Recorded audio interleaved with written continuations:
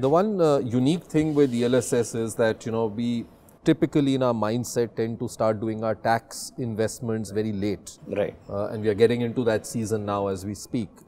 At the same time, when we talk about equity mutual fund, we tell people that an SIP is a good route for you to follow.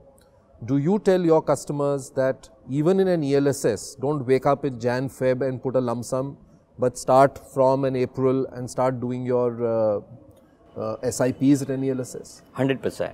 So we normally have this kind of an issue 10-15 years back, where mostly people rush to us in the month of December to March, and mostly the push was in the March.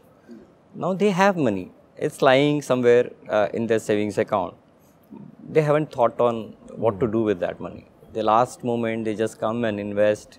So that's an hurry up investment. So the decisions are also that kind. Whatever schemes they are buying, that's not so seriously bought.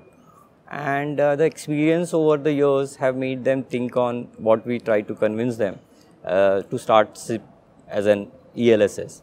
And first is that. Second is when we talk about lump sum on the same context, it's not necessary that everybody will have money in a first go.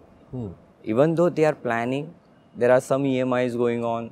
So it's not possible every time to fund the ELSS scheme. There are cases. So SIP is not a good route for somebody. In a year, they may get some bonuses. So that bonuses are available. Somebody gets in December, somebody gets in April, whatever period. So outlet bonuses are available. So mostly that funds we try to direct to ELSS schemes in a lump sum way also. So it's not about only going with SIP is the solution. Because you are 3 years product, products will do well. Over, if I look at the performance over the history of ELSS, there are only 20% time when we are below the average returns. Okay. We are not negative. We are below the average returns. It's around 8 to 9%. 80% time we are good. So it's plus of 10. And that's what we need to convince to as a client. This is what we need to look at, not the other way around. And SIP is the compulsion kind investment, which is automatically going. And traditionally now people are accepting it as a good way of looking at.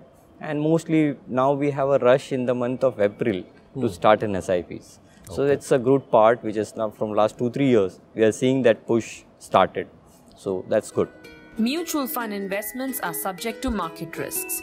Read all scheme-related documents carefully.